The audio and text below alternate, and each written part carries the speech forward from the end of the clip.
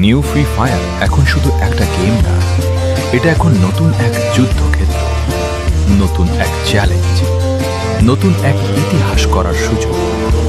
নতুন আপডেট, নতুন ম্যাপ, নতুন ক্যারেক্টার, নতুন ইভেন্ট, সবকিছু যেন আগের থেকে আরো বেশি পাওয়ারফুল, আরো বেশি ইন্টারেস্টিং।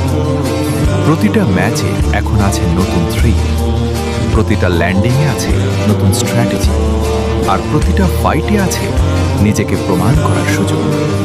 কিন্তু মনে রেখো, গেম যতই আপডেট হোক, আসল প্লেয়ার সেই যে শেষ পর্যন্ত টিকে থেকে নিজের নামটা সবার উপরে তুলে ধরে।